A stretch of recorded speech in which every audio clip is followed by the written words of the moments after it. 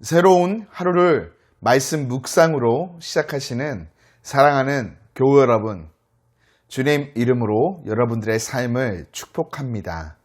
함께 기도함으로 아침을 여는 묵상을 시작합니다.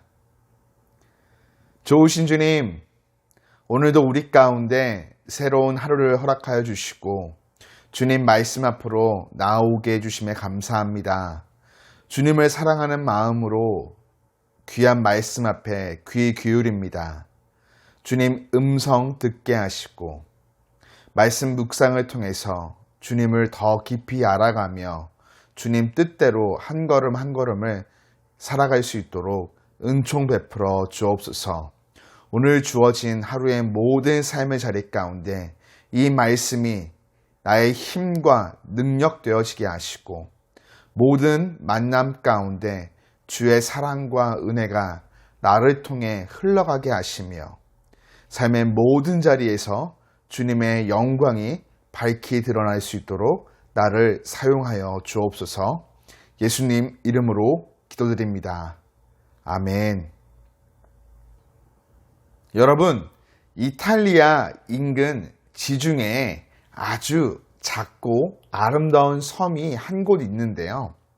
바로 몰타 공화국입니다. 몰타 공화국은 신혼여행지로도 인기가 아주 많고 참치잡이로도 유명하죠.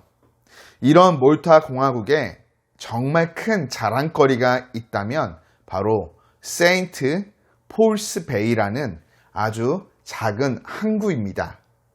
매년 많은 순례자들이 이곳을 방문한다고 하는데요. 세인트 폴스 베이, 우리말로 해석하면 사도 바울의 항구이죠. 왜 이곳에 이런 이름이 붙여졌을까요? 오늘 우리가 함께 읽은 본문이 그 이유를 답해줍니다. 바울 일행이 탄 배는 지중해에서 계속 표류하다 14일째 되는 밤이 되어서야 비로소 한 섬에 도착하게 됩니다. 사도행전 28장은 이 섬의 이름을 가리켜 멜리데라고 기록하고 있는데요. 이곳의 현재 이름이 바로 몰타 공화국이죠. 그리고 바울 일행이 도착한 항구가 바로 세인트 폴스 베이입니다. 유라굴로 폭풍을 맞아 생사를 오갔던 바울 일행은 배가 육지에 가까이 온 줄 알고 드디어 닻을 내립니다. 그때 선원들이 비겁하게 자신들만 살고자 닻을 내리는 척하면서 배에 싣고 다니는 거룻배, 즉 구명정을 내려 도망치고자 하죠. 이것을 발견한 바울은 군인들에게 말하여 그들이 도망가지 못하도록 조치합니다. 만일 어둠 속에 배가 육지에 상륙하려다 비상 상황이 발생한다면 도울 사람이 아무도 없기 때문이죠. 군인들은 바울의 말대로 순종하여 거룻배를 묶고 있던 줄을 끊어버립니다. 그리고 날이 점차 밝아오매 바울은 배에 타고 있던 276명의 많은 사람들에게 음식을 먹고 기운을 내라며 위로하고 격려합니다. 그리고 그들에게 머리카락 하나도 잃을 자가 없을 것이다 말하며 더욱 희망과 용기를 북돋아 주죠. 모든 사람들이 경황이 없던 가운데서도 바울은 하나님이 함께 하심을 믿고 있었기에 침착함을 잃지 않고 고통 속에 있는 다른 사람들을 배려하고 격려하며 상황을 주도적으로 이끌어 나갑니다. 식사를 마친 일행들은 이제 본격적으로 몰타 섬에 상륙을 시도합니다. 로마로 수송해야 하는 밀을 바다에 버려 배를 가볍게 만들고 닻을 끊어버리며 바람이 부는 방향대로 해안을 향해 나아가죠. 그러다 갑자기 두 물이 합쳐 흐르는 곳을 만나며 배가 자초되게 되는데요. 배의 앞머리는 움직일 수 없고 배의 뒷머리는 깨지면서 최대 위기가 찾아옵니다. 군인들은 이 틈을 타 죄수들이 도망갈까봐 모두 죽이자 의논까지 하게 되는데요. 이때 백부장이 이를 반대합니다. 바로 바울을 구원하기 위함이죠. 백부장은 바울에게 감동하고 있었던 것입니다. 결국 바울 한 사람으로 말미암아 다른 모든 죄수들이 생명을 얻게 되는 것이죠. 배를 직접 해안에 대는 일이 실패하자 백부장은 헤엄을 칠 줄 아는 사람들이 먼저 해안으로 가게 하고 남은 사람들은 작은 나무 조각을 붙잡고 해안, 바로 오늘의 세인트 폴스 베이에 도착하게 만듭니다. 하나님이 말씀하신 대로 모두가 구조되었습니다. 바울이 예언했던 항해의 위험이 실현되어 모두가 죽을 위기를 만났지만 모두가 살 것이라는 바울의 예언대로 그대로 구원도 실현되었죠.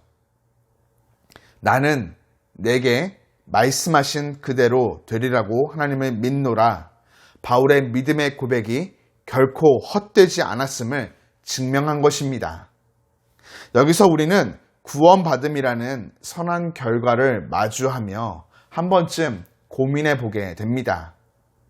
한 섬에 걸릴 것이라는 바울의 예언이 있고 나서 일행들은 바로 육지를 만난 것이 아닙니다. 무려 10일이라는 긴 시간 동안 배는 폭풍 속에서 여전히 표류하였죠. 이 시간 동안 사람들은 바울이 거짓말쟁이라고 비난하거나 그의 말을 거부할 수도 있었겠죠. 그러나 바울은 끝까지 하나님의 인도하심을 믿습니다.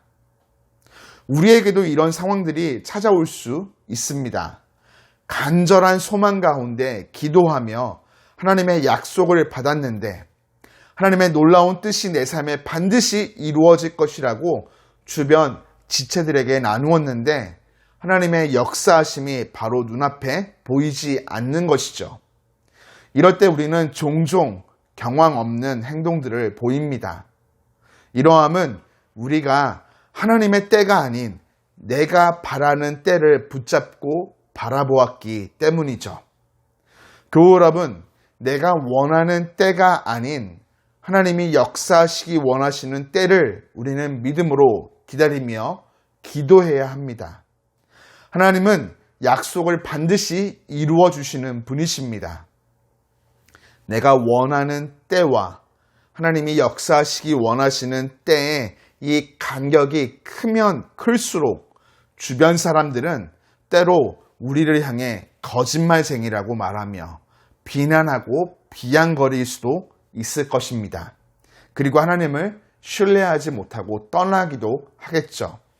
그러나 바울처럼 우리들 끝까지 하나님의 약속을 믿음으로 취하며 포기하지도 실망하지도 않고 인도하심을 바라며 기도로 소망할 때 하나님 바울을 통해 많은 이들을 구원하여 주신 것처럼 우리 삶을 통해 놀라운 구원의 역사와 축복의 은혜를 베풀어 주실 줄 믿습니다.